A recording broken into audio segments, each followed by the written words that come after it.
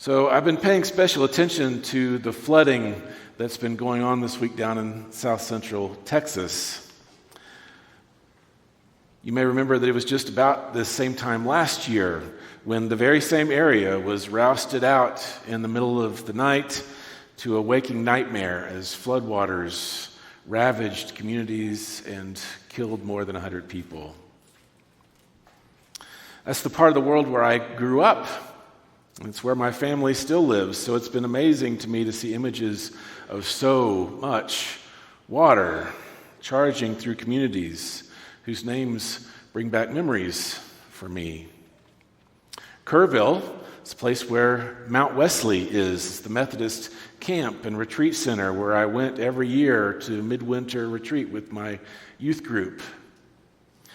Or Uvalde. I had a crush on a girl who lived there back in middle school. Or Pedernales Falls State Park. My family went there regularly, and there was this great broad space where some water flowed through, but there were a ton of great big boulders that you could climb on and jump from one to the next.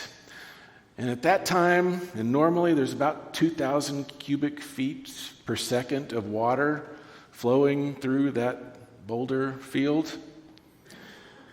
This last week, that got up to 90,000 cubic feet per second at its torrential highest.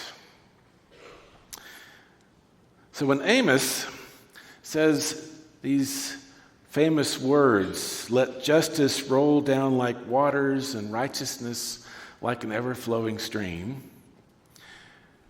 we are usually thinking of something pretty idyllic, something calm, something beautiful, the kind of waters that we pull over on the side of a mountain road to take pictures of. The kind of stream that we like to stick our bare feet into when we take a break from a hike on a hot day. But Walter Brueggemann suggests that we should maybe envision something a little different. Because Amos has just finished talking about the hypocrisy of the quote-unquote religious people who put on a good show for a few hours, but don't hold very well with God for the rest of the week. They are finding ways to run roughshod over the poor and the honorable through their business dealings as well. And these are all critiques that we have to take seriously today as we think about how we are the church in the world and how we handle our finances in the world. We have to look at ourselves when we schedule things on our church calendar. What does it look like? Who's being cared for? If we're honest, we have to be careful about many of the investments that we make with our retirement portfolios.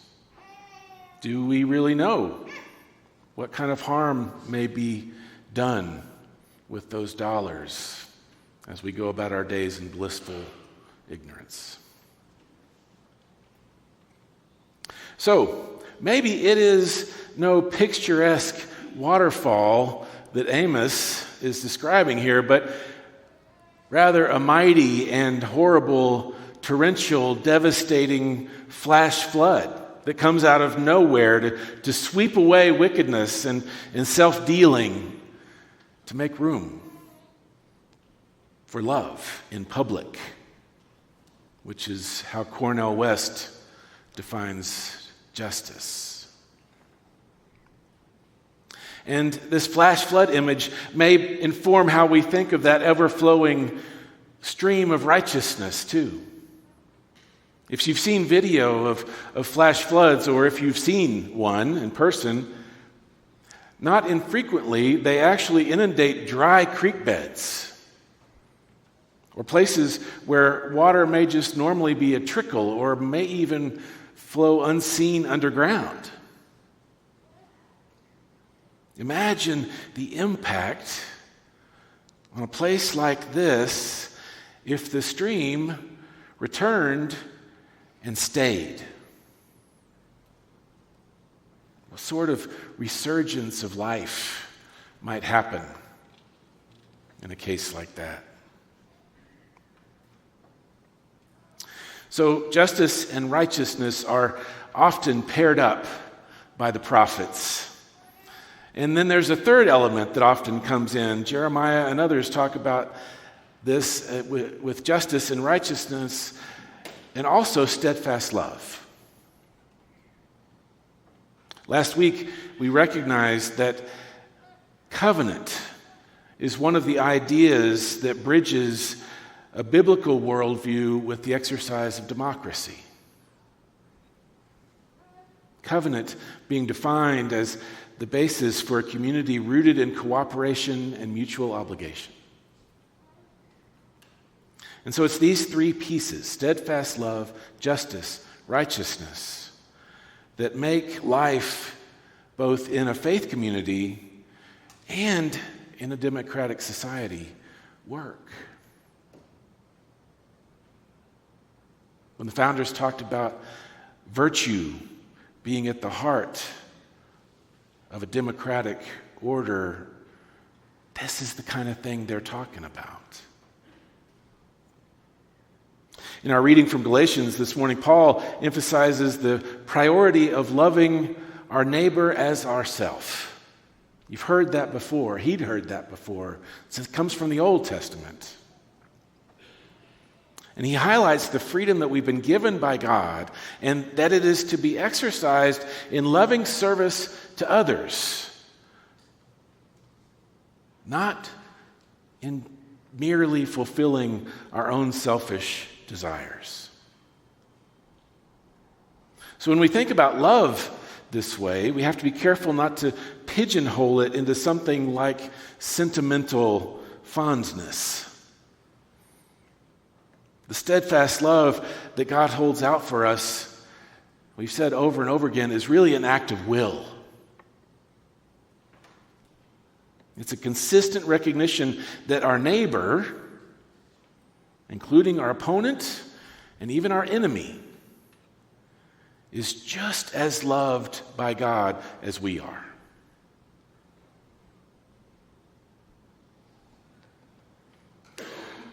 And as people of faith, we recognize that each person is beloved by God and made in God's image. So in our democracy, this plays out in the claim that each of us is endowed by the Creator with certain inalienable rights. Which brings us to that second element, righteousness. Righteousness is all about our relationships being right, about our relationships being in good order.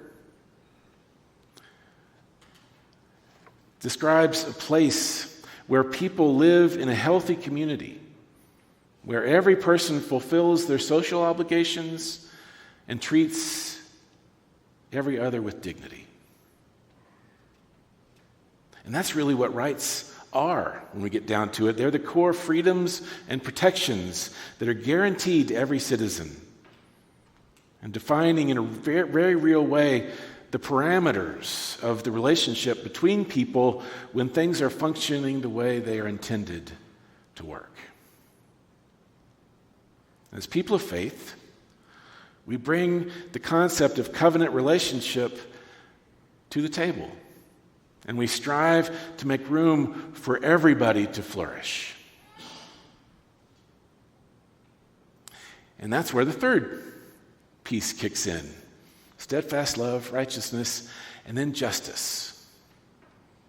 Justice describes how we go about maintaining or restoring those right relationships.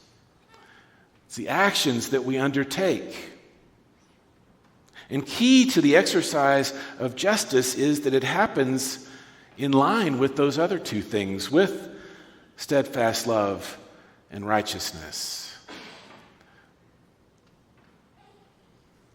It's like they're three legs of a three-legged stool. Justice does not proceed from vengeance or hatred or indifference. Justice recognizes the need for every human being to be treated with dignity, then figures out what needs to be done to make sure that happens, to make sure that wrongs are made right and broken relationships are made whole again. And this matters both individually, personally between us, and all together, systemically for us as a society. Brueggemann calls this the triad of life: steadfast love, righteousness, and justice. And he stands it up over against the triad of death, which he calls wealth, power, and control. So we're looking this month at how our Christian faith and our citizenship in heaven, that we heard about a few weeks ago, how that relates to our earthly citizenship. How Christianity and democracy either get along or they don't get along as we live our lives. And we saw last week how many different ways the two things are compatible and even complementary to each other, and that there are biblical references for all of that. But what it really comes down to is how well the community of faith can both live out and be a compelling witness to that triad of life in the face of what the world wants to put out there, that triad of death. Because we can just look around and it's easy to see both of them at work, isn't it? And all of this is really interesting to ponder at the theoretical level, as a philosophical conversation over drinks in front of a fireplace. But how does it look in practice? How does it look when we start to look at the world around us? And to see how these things work, it's often most helpful for us to look at our stories, the history that has led to how we inhabit the world now. And it's not always pretty. But we Christians know how to deal with that too. And we can help the democracy where we find ourselves to deal with it as well. Colorado is 150 years old on August 1st, Colorado Day. And just like every other state, this is a state with a rich history of triumphs and tragedy. And interestingly, its official beginning was in 1876, but an awful lot had already happened before then, including the beginnings of Methodism in the area. I saw a few really fun and interesting things as I researched this week. The first recorded Methodist worship service happened in November of 1858, up in what is now Denver. There were about 10 or so people. They gathered on one end of a double log cabin that was owned by two gamblers, and the gamblers did not stop the gambling on the other end of the cabin while the worship service was going on.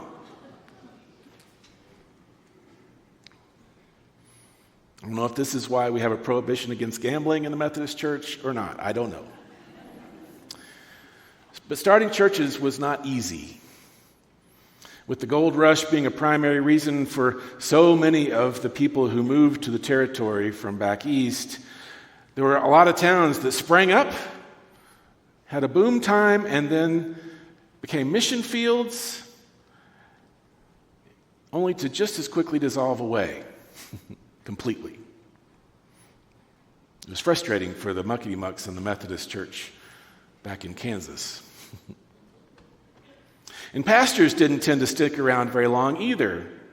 One prominent Methodist leader advised any pastor who was seeking a life of ease that the more space they could put between themselves and Colorado, the better it would be for both parties.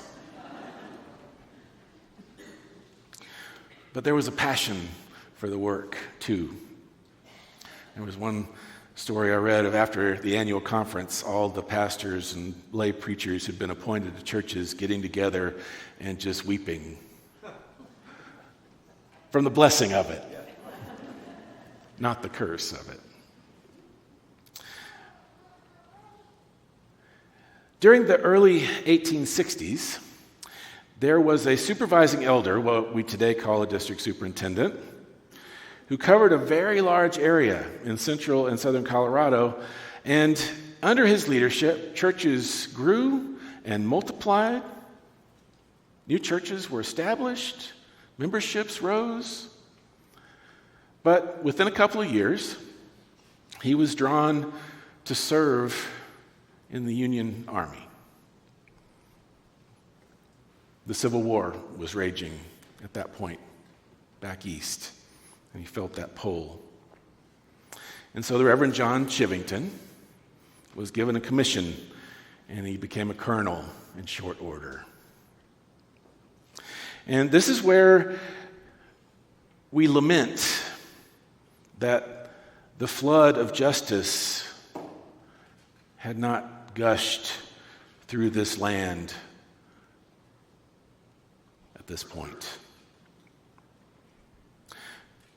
Some of you are familiar with what happened at dawn, beginning at dawn on the 29th of November in 1864.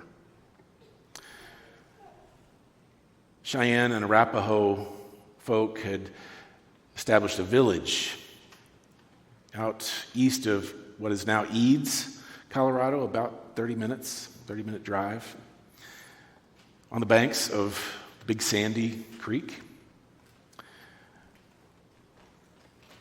On this particular morning, it was cold, and it was mostly women and children and the old folks there. Men had gone out hunting. And just at the crack of dawn, some of the women who were up noticed what sounded like buffalo stampeding. But it was not buffalo. It was John Chivington's 650 soldiers, cavalry and infantry, descending on their village. They had thought they were safe there. There was a treaty. And so Chief Blackkettle, elderly man, raised the United States flag and a white flag outside of his tent. They were disregarded. Over 230 people were slaughtered over the course of that day. Unspeakable things were done in the killing and after. Eventually, there was a parade in Denver where the soldiers displayed the gruesome artifacts that they brought back from that battle, what they called a battle. The dead were scalped and mutilated. There were 2 officers who were sickened by what Chivington was ordering them to do, and they held back their companies. They ended up writing letters to describe what had happened, and those are our only record at this point. Not only was Colonel Chivington a Methodist clergy person, but Governor John Evans was a good Methodist at the time. John Evans, who was also crucial to the founding of the University of Denver in later years. I read that Chivington he had his funeral at Trinity Methodist Church downtown in 1894. Now, as shameful as the treatment of Native Americans has been over the centuries, this is our own particular Methodist stain. Our annual conference and our United Methodist General Conference, too, have taken steps over the last decade to try and learn this story better. To learn this story so that we can figure out how steadfast love and righteousness and justice might be applied in this case. Our efforts have happened in fits and starts. We've written petitions that we then decided not to pass an annual conference because they just didn't say what needed to be said when we actually got them up in front of everybody. But we've had a presence at their annual observance of the massacre for over a decade now. There was one morning during COVID when I was the DS for the area where the massacre site is located, and there were just two of us, two district superintendents from our annual conference who showed up while the 3 Native American men did their rituals in a little bit quicker fashion than usual because of the bitter winds and the snow that was beginning to fall. We've tried to show up as United Methodists. We've tried to build relationships, and those relationships are hard because of the pain that has been passed down from generation to generation.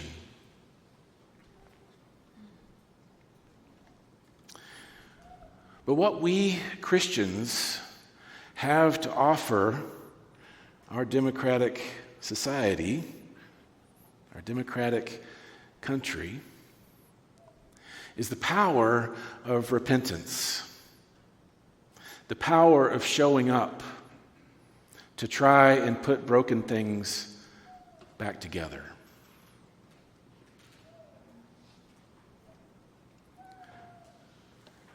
The idea of doing penance, of providing reparations, of trying to build relationships that really never existed in the first place. Some people want to call it reconciliation, but you can only reconcile when there was something there that got broken to begin with. That relationship was never right to begin with. So what do we bring to bear? We bring that freedom that Jesus Christ gives to each of one of us to live a new life in a new creation, and a passion for bringing that life to places where death has been the dominant feature. We've done that with our Cheyenne and Arapaho siblings. A song like Lift Every Voice and Sing was penned by James Weldon Johnson over 100 years ago and was first performed by school children to celebrate Lincoln's birthday.